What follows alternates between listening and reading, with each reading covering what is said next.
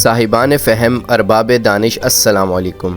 آج اس ویڈیو میں ہم جس موضوع کے اوپر بات کریں گے وہ ہے موت کے ساتھ دوستی، سکرات الموت اور جان کی سختی کے بارے میں، یعنی کہ انسان کو موت کے وقت کن سختیوں اور مصائب سے گزرنا پڑتا ہے۔ جی تو پیارے ناظرین، آپ دیکھ رہے ہیں فضی ٹی وی۔ آپ کا وقت ضائع کیے بغیر ویڈیو کا باقاعدہ آغاز کرتے ہیں۔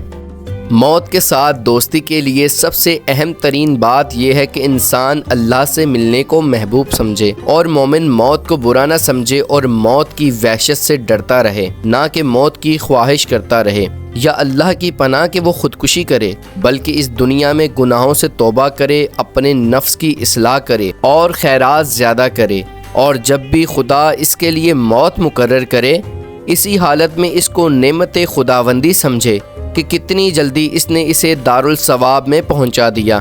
اگر گناہ گار ہے تو یہ سمجھے کہ موت کے وسیلے سے گناہ کاری کے رشتے کو ختم کر دیا اور سزا کا کم مستحق ہوا۔ خلاصہ یہ کہ موت میں خدا کی رضا پر راضی رہے اور دارالغرور سے دارالسرور میں پہنچنے اور دوستوں یعنی کہ قبر میں محمد و آل محمد صلی اللہ علیہ وآلہ وسلم آل اطہار نیک روحوں کی ملاقات سے خوش ہو۔ اسی طرح جب تک پروردگار عالم چاہے تاخیر موت اور طویل عمر پر راضی رہے، تاکہ اس دارالفنا میں آخرت کے طولانی سفر کے لیے زیادہ توشہ سفر سامان سفر جمع کر سکے، کیونکہ اس منزل تک پہنچنے کے لیے بہت پیچیدہ مقامات دشوار ہیں۔ اس جگہ ہم ان میں سے چند مقامات کی طرف اشارہ کرتے ہیں، جیسا کہ سکرات الموت اور جان کی سختی کے بارے میں، جیسا کہ قرآن پاک میں ہے، اور موت کی بے ہوشی حق کے ساتھ آ گئی۔ یہ وہی تو ہے جس سے تم کنارہ کیا کرتے تھے۔ یہ وقت بہت دشوار ہے جس میں ہر طرف سے مصائب مرنے والے کی طرف بڑھتے ہیں۔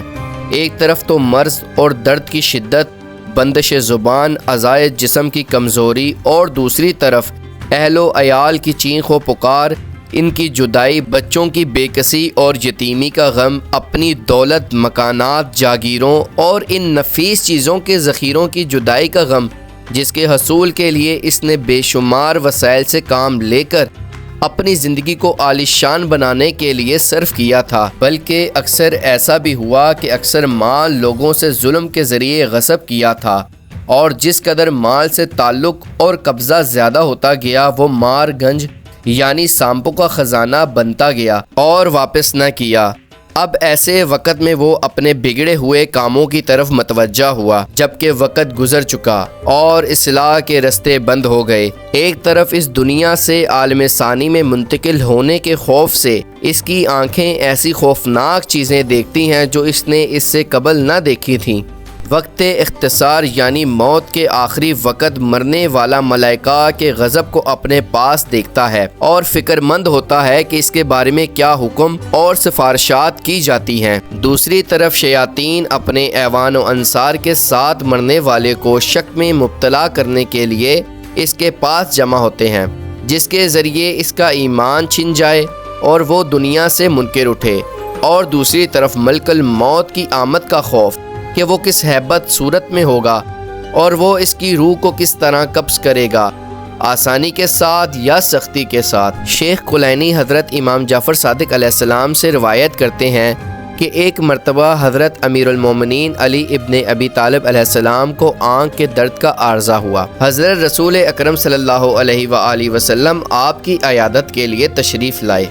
دیکھا کہ حضرت علی علیہ السلام درد کی وجہ سے فریاد کر رہے ہیں۔ آپ نے پوچھا کہ یہ فریاد بے تابی اور بے قراری کی وجہ سے ہے یا شدت درد کی وجہ سے؟ امیر المومنین نے عرض کی، یا رسول اللہ، مجھے اب تک اس شدت کا عارضہ کبھی نہیں ہوا۔